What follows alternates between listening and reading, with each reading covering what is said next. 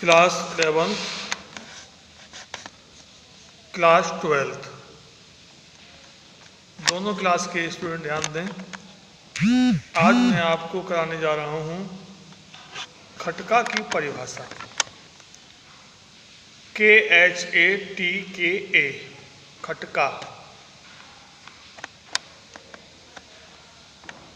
Topic है खटका की परिभाषा है। इस शब्द का अर्थ है भय, संदेह इत्यादि। क्या है? भय, संदेह इत्यादि। किंतु संगीत में गिटकरी, मुर्की और खटका एकार्थ बोधक है। संगीत में गिटकरी, मुर्की, खटका एकार्थ बोधक है।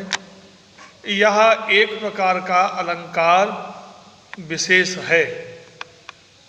यह एक प्रकार का अलंकार विशेष है।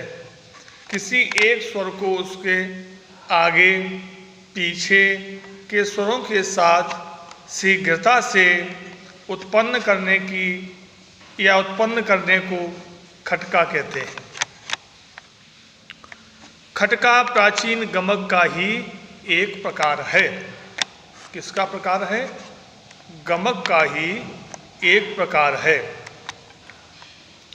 इसके प्रयोग से किसी भी रचना की सौंदर्य वृद्धि होती है।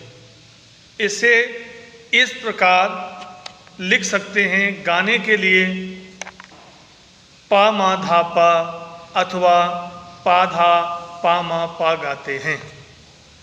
ये थी आपके खटका की परिभाषा। अब इसके बाद आती है मुर्की। MURKI मुर्की। गमक के परिभाषा है इसकी। गमक के इस प्रकार में द्रुत गति से 3 स्वरों का एक अर्धवृत्त बनाते हैं। जैसे डैश लगा के रे नी सा लिखेंगे अथवा धामा पा लिखेंगे।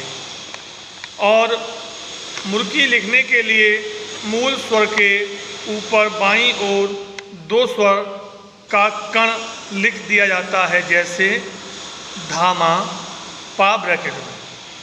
ये थी आपके मुर्की की परिभाषा। अब आती है इसके बाद मीड। MEEND Mead. गायन और वादन कला की क्रिया का यह रूप प्राचीन भावों को प्रदर्शित करने के लिए प्रयोग किया जाता है। किसके लिए? प्राचीन कला, गायन वादन की क्रिया का वह रूप विभिन्न भावों को प्रदर्शित करने के लिए प्रयोग किया जाता है। जब 2 स्वरों के बीच आए हुए स्वरों का प्रयोग किए बिना ही मिलाप किया जाता है तो इसे मीड कहते हैं। दोनों स्वरों के बीच, परंतु स्पष्ट रूप से नहीं। यह विलंबित लय की क्रिया होती है जो भक्ति, शोक और शांत जैसे स्थायी भावों को दर्शाने में सहायता करती है। इसे दर्शाने के लिए उल्टा चंद्राकार प्रयोग किया जाता है। जैसे पा और नी लिख के ऊपर से इस तरीके से अर्धचंद्राकार आप बंद करेंगे तो वह मीड कहलाएगी। ठीक है ना? इसके बाद अब हम आपको कराएंगे आलाप की परिभाषा। AALAP आलाप।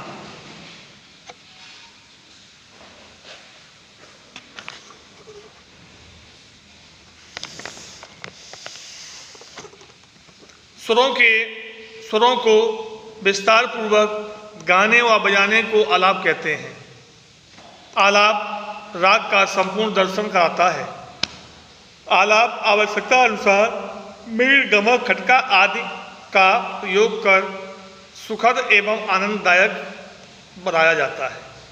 आलाप मुख्यतः नौम, तोम तथा आकार की आवाज़ में किया जाता है। यह गीत के पूर्व अथवा गाने या बजाने के क्रम में किया जाता है। बड़ा ख्याल आलाप प्रधान होता है, जबकि छोटा ख्याल कुछ छोटे आलापों से सुसज्जित किया जाता है। अब आता है इसके बाद तान, TANA, तान। तान किसे कहते हैं? सुरों को द्रुत गति से गाने व बजाने को तान कहते हैं। जिस प्रकार आलाप किसी राग का भाव पक्ष दिखाते हैं, तो तान राग का कलात्मक पक्ष है। इसकी गति तीव्र और चपल होती है। दोनों यानी तानों से गायक या वादक वैचित्र उत्पन्न करने की कोशिश करता है। तानों को कंठ या वाद्यों पर निकालने के लिए अलंकारों का बहुत अभ्यास करना चाहिए। ताने दुगुन, तिगुन, चौगुन तथा अठगुन की भी हो सकती हैं। इसके कई प्रकार हो सकते हैं: अलंकारिक तान, सरल तान, सपाट तान, वक्र तान, छूट की तान, मिश्र तान आदि। जब तान करने में गाने के शब्दों का प्रयोग करते हैं तो उसे बोल तान कहा जाता है। ये था आपका तान की परिभाषा। अब आपको हम एक कराते हैं परिभाषा दादरा। दादरा किसे कहते हैं? DADRA, दादरा। दादरा एक गायन शैली है जिसको ठुमरी की तरह गाया जाता है। इसकी बंदिश ठुमरी में होती है। इस गायन को मध्य लय तथा द्रुत लय में ही सुनने में अच्छा लगता है। मध्य यानी बीच की लय, द्रुत लय फास्ट लय में सुनेंगे तो अच्छा लगेगा। यह चपल प्रगति का गीत है।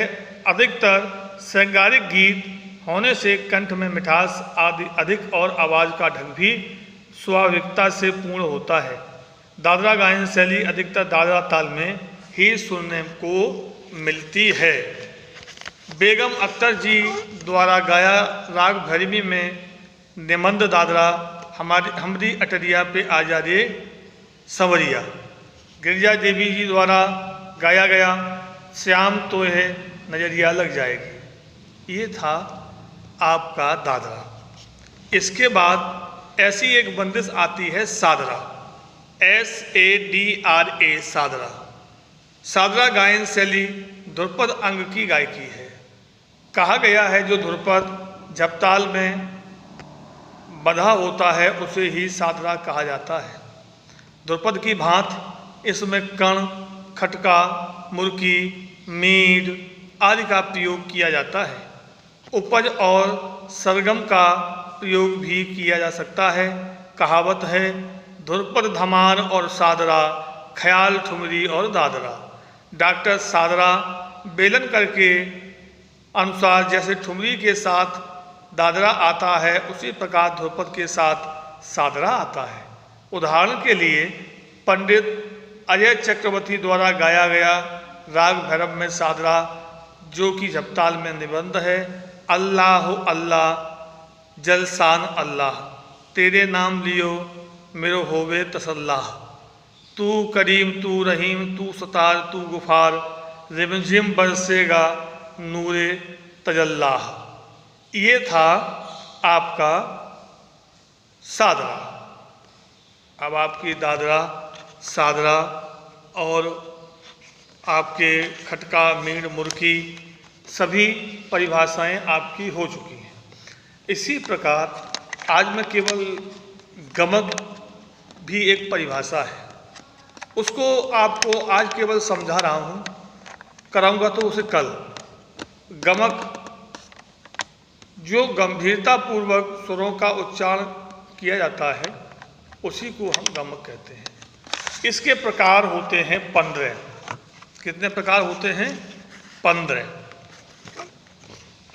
नाम है कंपित नंबर 1, 2 स्फुरित नंबर 3, आहत नंबर 4, आंदोलित नंबर 5, प्लावित नंबर 6, उल्लासित नंबर 7, त्रिभिन्न नंबर 8, त्रिप नंबर 9, वली और नंबर 10 हम्पित, नंबर 11 लीन, नंबर 12 मुद्रित, नंबर 13 करुला, नंबर 14 नामित, नंबर 15 श्रमित, नंबर 15 मिश्रित।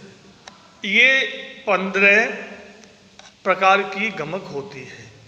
अब इन 15 प्रकार की गमकों के प्रकार, गमक की परिभाषा मैं आपको कल कराऊंगा। आज बस इतना ही।